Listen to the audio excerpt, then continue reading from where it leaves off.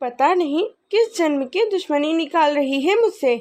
ऐसी छुई मुई बनकर बैठी रहती है जैसे मेरे आने से पहले 8-10 नौकर चाकर आगे पीछे फिरते रहते थे। थोड़ा बहुत हाथ पैर हिलाने से कौन सा शरीर घिस जाएगा इनका। सब कुछ मेरे भरोसे छोड़कर बैठ जाएंगी। बाहर से थक कर आओ, फिर घर में आते ही रसोई में लग जाओ। वंदना खींचते हुए अपने सारा गुस्सा रसोई में बर्तनों पर निकाल रही थी। ऐसा नहीं था कि उसकी सास रुक्मणी जी को बहू के बड़बड़ाने का भान नहीं था, लेकिन वो भी ढिठाई पर थीं। बहू की बड़बड़ाहट को एक कान से सुनकर दूसरे कान से निकाल रही थी। वंदना एक पढ़ी लिखी लड़की थी। उसका सपना था कि वो अपने पैरों पर खड़ी होगी। उसने नौकरी के लिए कई जगह आवेदन भी दे रखा था। इस बीच जब उसके लिए अनिकेतन का रिश्ता आया तो उसने साफ साफ कह दिया कि वो शादी इसी शर्त पर करेगी कि शादी के बाद उसे अच्छी नौकरी मिली तो कोई उसे नौकरी करने से रोकेगा नहीं। आखिर इतना पढ़ने लिखने के बाद वो घर नहीं बैठ सकती। अनिकेतन और उसके घर वालों को इस बात से कोई आपत्ति नहीं थी। उनकी बहू नौकरी करेगी, इसलिए दोनों तरफ से खुशी खुशी से ये रिश्ता हो गया। शादी के कुछ दिनों बाद ही वंदना का ज्वाइनिंग लेटर आ गया। जिस दिन वंदना ने अपने ससुराल वालों से कहा था कि वो अब नौकरी करेगी तो उसकी सास रुक्मणी जी ने सारे परिवार के सामने कह दिया था, बहू नौकरी करे, इससे मुझे कोई आपत्ति नहीं। मैं ये भी नहीं कहूँगी कि वो पहले सारे घर का काम करे फिर नौकरी पर जाए, लेकिन मैं भी अब पहले की तरह घर का पूरा काम नहीं संभाल सकती। मुझे सब कुछ मंजूर है, लेकिन मुझसे ये उम्मीद मत करना कि मैं बहू को रोटियां बनाकर खिलाऊंगी। मुझे पता है कि अगर मैं एक बार इस भंवर में फंस गई तो फिर निकल नहीं पाऊंगी। उस वक्त सबको रुक्मणी जी की बातें सुनकर हैरानी तो हुई। उनके पति ने तो ये भी कहा कि मुझे नहीं पता था कि मेरी सीधी सरल पत्नी भी सास बनते ही अपना रूप बदल लेगी। लेकिन इन सब बातों का रुक्मणी जी पर कोई असर नहीं हुआ। वो तो अपनी जिद पर अड़ी रही थी। खैर, वंदना को तो नौकरी करनी ही थी, क्योंकि घर के थोड़े से काम के लिए वो अपनी इतनी अच्छी नौकरी तो नहीं छोड़ सकती थी। वहीं उसके पति और ससुर जी ने भी नौकरी की इजाज़त दे दी थी, तो वो फिर कहाँ रुकने वाली थी। इस समस्या का ये हल निकाला गया कि घर के कामों के लिए एक कामवाली और खाना बनाने के लिए कुक रख ली जाए। खाना बनाने वाली सुबह और शाम का खाना बनाकर चली जाती है। वंदना का काम था ऑफिस से आकर बस खाना परोसना। यूं ही दिन निकल रहे थे। वंदना की शादी को 2 साल हो चुके थे। अब तो वंदना और बाकी सब घर वालों को इस रूटीन की आदत हो गई थी। लेकिन मुश्किल तो तब होती है जब कभी खाना बनाने वाली छुट्टी ले लेती थी। ऐसा ही कुछ इन 2 दिनों से हो रहा था, जिस कारण से वंदना खींची हुई थी। ऑफिस से आकर रोटियां बनाना उसे बहुत बड़ा बोझ लगता था। वैसे तो रुक्मणी जी इन दिनों सब्जियां काट कर बना देती थीं, लेकिन बहू के ऑफिस से आने के बाद रसोई में झांकती भी नहीं थी। उस समय वंदना को अपनी बैठी हुई सास बहुत चुभती थी। वो बड़बड़ाती रहती और रोटियां बनाती रहती। बाद में अपनी माँ से फ़ोन पर भर भर कर शिकायत करती, जिसके बाद उसे थोड़ा सा सुकून मिलता। कुछ दिनों बाद वंदना के भाई की शादी भी तय हो गई। वंदना की होने वाली भाभी भी नौकरी पेशा थी। वंदना की माँ ने सगाई के वक्त ही खुश होते हुए गर्व से कहा, भाई मैं तो और सासों की तरह नहीं हूँ जो बहू के आने पर हाथ धर कर बैठ जाऊँ।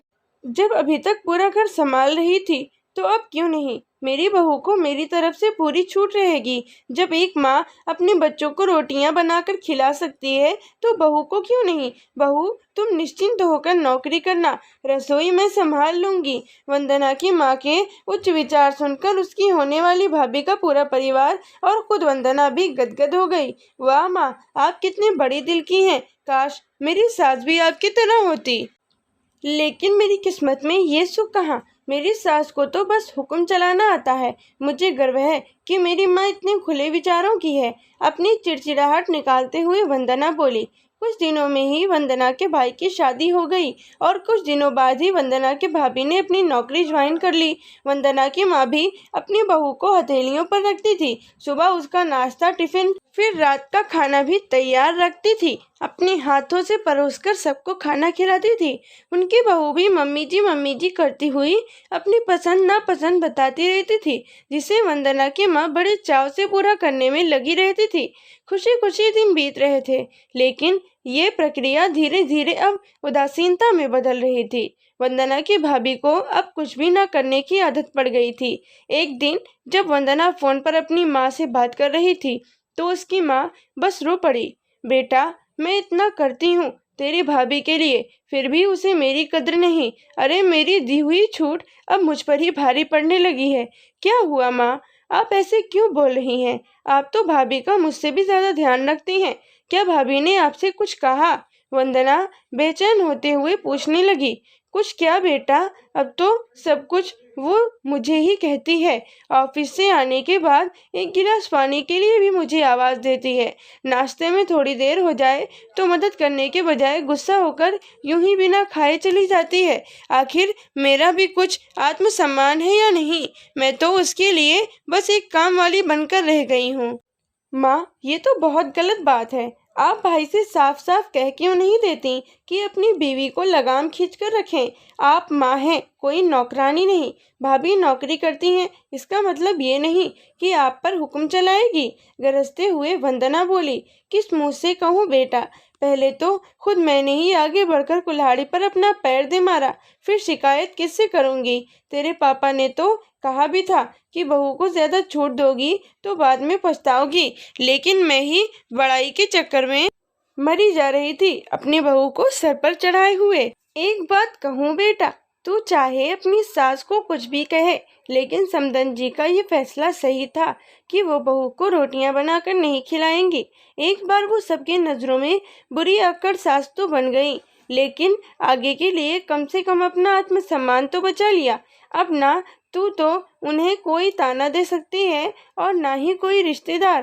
काश मैंने भी शुरू से यही घर गृहस्थी की पूरी जिम्मेदारी अपने सिर पर लेने से इनकार कर दिया होता तो आज मेरा ये हाल ना होता। माँ की बातें सुनकर वंदना निशब्द हो गई। भारी मन से उसने फोन रख दिया। बाहर हॉल में आकर देखा तो सास ससुर आराम से बैठकर बातें कर रहे थे। बातें करते करते उसकी सास अपने नाखूनों पर नेल पेंट लगा रही थी, जिसे देखकर ससुर जी उन्हें चिढ़ा रहे थे। अब बुढ़ापे में ये फैशन करके किसे दिखाओगी? मेरी तो नज़र भी कमजोर हो गई है, किसी को नहीं दिखाना मुझे। मैं तो अपनी खुशी के लिए लगाती हूँ। सारी उम्र तो घर गृहस्थी में उलझी रही, अब अवकाश का वक्त आया है तो अपने शौक तो पूरे कर लूँ।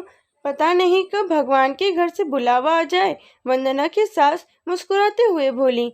पता नहीं आज क्यों वंदना अपनी सास की बातें सुनकर चिढ़ नहीं रही थी, बल्कि वो भी मुस्कुरा उठी। सही तो कह रही हैं मम्मी जी, एक गृहिणी को अपने लिए वक्त ही कब मिलता है। पहले अपने बच्चों को पाल पोस कर बड़ा करो, फिर कामकाजी बहू आ जाए तो उसे और उसके बच्चों को संभालो। काश मेरी माँ ने भी मेरी सास की तरह पहले ही कह दिया होता कि बहू को रोटियां बनाकर नहीं खिला सकती।